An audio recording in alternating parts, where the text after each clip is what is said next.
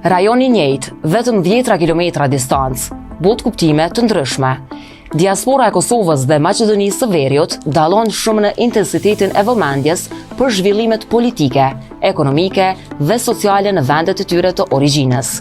Krahas investimeve, remitencave, statistikat për impaktin social dhe politik tregojnë një diskrepancë të lartë të interesave që ata shfaqin. Kosova dhe Maqedonia e Veriut, por edhe shumë shtete të tjera të Ballkanit, vazhdojnë të kenë numër të lartë të emigrimit të popullatës së tyre. Rrethonat sociale, ekonomike dhe politike janë disa nga arsyet që ata japin, si shkas për ta ndryshuar vendbanimin. Por, cila është shkalla e emigrimit në Kosovë dhe Maqedoninë e Veriut? Sipas të dhënave zyrtare nga Agjencia e Statistikave të Kosovës, përgjatë viteve, emigrimi i qytetarëve nga Kosova drejt vendeve tjera ka pasur llohatje të konsiderueshme. Pika më e lartë u shënua në vitin 2015 me 74.434 emigrant. Në përgjithësi brenda një dekade, 2015 deri në vitin 2024, nga Kosova kanë emigruar 322.000 persona. Emigracioni është prezent edhe në Maqedoninë e Veriut. Megjithse shifrat nga enti shtetëror i statistikave të Republikës së Maqedonisë së Veriut dhe IOM tregojnë një trend më të ulët të këtij fenomeni. Nga 612 qytetarë që kanë emigruar në vitin 2019, në vitin 2024 ky numër shkon në 1476 qytetarë. Remitencat, a janë akt patriotik apo peng i ikjes? Në Kosovë, nga të dhënat zyrtare që ka marrë Radio Plus nga Banka Qendrore e Kosovës dhe ASK-ja, remitencat nga 665.5 milion euro, sa ishin në vitin 2015, arritën deri në 1.4 miliard euro në vitin 2025, duke dyfishuar kështu vlerën e tyre brenda një dekade. Në Maqedoninë e Veriut, sipas raportimeve të marra nga Banka Popullore e Maqedonisë së Veriut, remitencat mbulojnë mesatërisht 2 deri në 3% e PPB-s në shpesh të përdorura për konsum familjar në vend të investimeve. Një përqindje e madhe e këtyre remitencave dërgohen edhe në formën e parave cash. Fakt ky që shifrat e mësipërme mund të jenë edhe më të larta.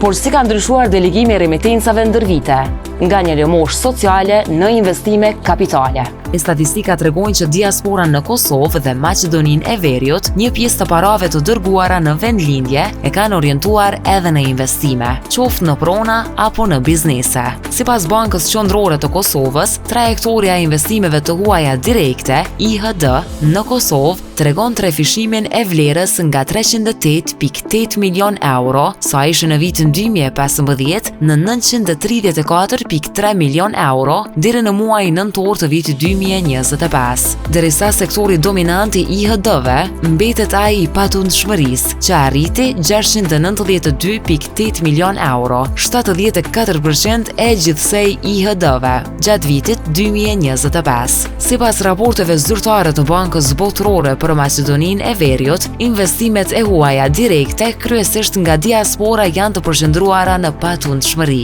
për të pasuar me sektor të tjerë. Kush paguan muzikën, kërcan edhe vallën. Remitencat dhe investimet direkte në ekonominë e Kosovës, me dashje apo pa të, kanë krijuar edhe varfshmërinë sociale, e jo në pak raste edhe atë politike për banorët e Kosovës, nga anëtarë të tyre të familjes që jetojnë në diasporë. Kësaj, diaspora e Kosovës ka vetë marrë një rol që të jetë faktor vendimarrës edhe në përcaktimet politike.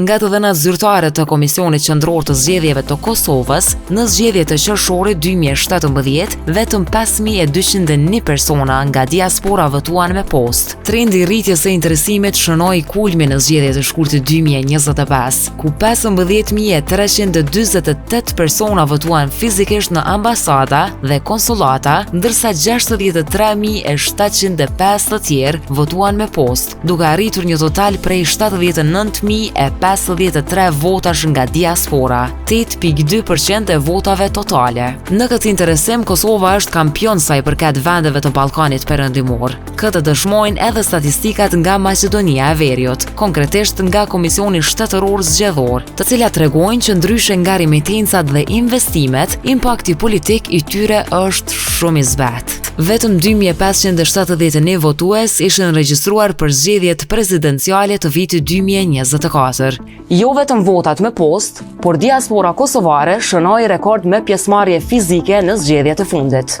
Diaspora kosovare nuk u mjaftua vetëm me mundësinë për të votuar përmes postës apo në konsulatat e këtij shteti në vendet e tjera. Këtë tregon edhe numri i madh i udhëtimeve përmes transportit ajror të Prishtinës. Raportet e Agjencisë së Statistikave të Kosovës, të marra nga Radio Plus, tregojnë që në dhjetor të vitit 2025 numri arriti në 212.182. Ky trend, ndryshe nga Kosova, është pothuajse inekzistent në Maqedoninë e Veriut.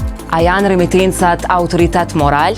Për profesorin e sociologjisë Jeton Brajshori, remitencat krijojnë një formë varfshmërie strukturore. Familjet që mbështeten vazhdimisht në të ardhurat nga jashtë rrezikojnë të mos zhvillojnë kapacitete të brendshme ekonomike.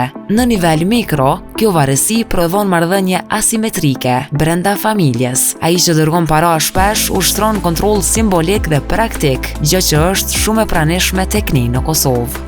Diaspora kosovare kampion në rolin e tyre ekonomik, social dhe politik. Diaspora kosovare mbetet kampion në rolin e tyre social, ekonomik dhe politik në vend, siç mbetën të larta edhe shifrat e emigrimit, krahasuar edhe me trendet e uleta të Maqedonisë së Veriut. Megjithse vendimit për të zhvilluar një jetë të re në njërin nga vendet evropiane apo më larg, diaspora jon ka treguar ndër dekada dhe po e dëshmojnë më shumë se kur tani që duan të vazhdojnë lidhjen e tyre me Kosovën dhe ndihmën ekonomike për pjesën tjetër të familjes. Por ajo që nuk shihet në statistikat numerike është impakti social dhe politik, që shpesh me vedije apo jo, po e përcakton edhe mënyrën e jetesës në vend.